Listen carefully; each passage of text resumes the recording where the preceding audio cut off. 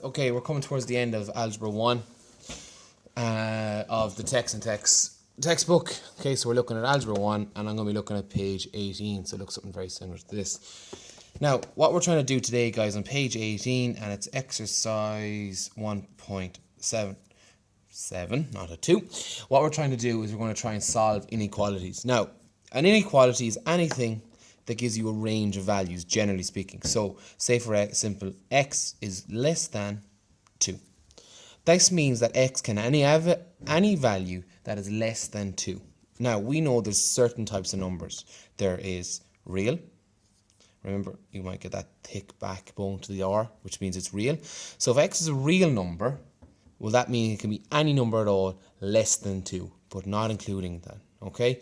Then we also have integers, which are whole, positive or negative numbers, okay? But it can't be like 1.5. It has to be 1, 2.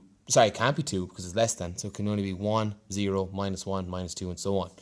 And then the last type of number we have is natural. And again, remember, it's got that kind of thick backbone on the end. Natural numbers then are only whole positive numbers. So the only number that would solve this is positive 1, because it's the only number that's less than 2 that is natural. Now, so I'm going to look at page 18 and I'm going to do, say for instance, if I do question 4 on page 18.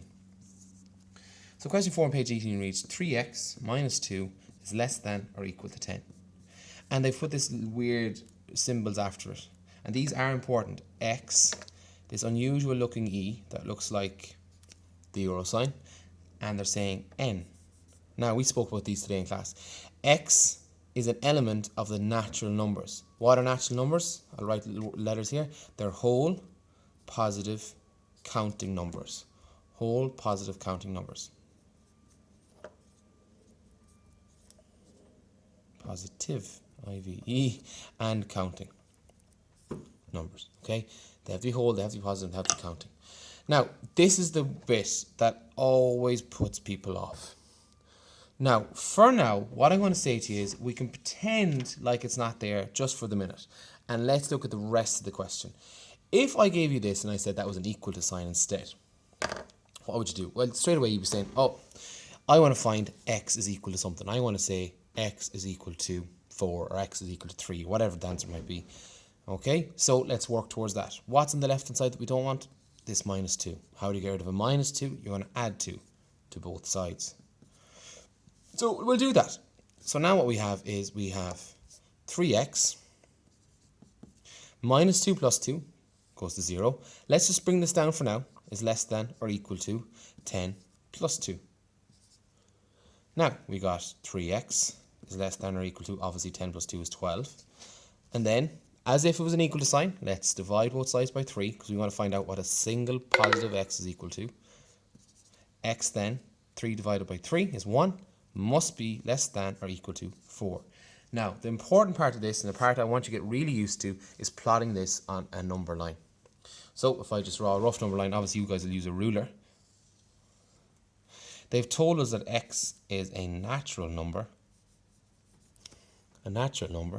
So I'm just going to go, say, minus 4, put a 0 here, 2, 3, so that's 3, minus 2, minus 1, 0, 1, 2, 3, 4, and I'll give it a fifth one. So this is 5, 4, 3, 2, 1. Now obviously you guys will do a much neater job of that.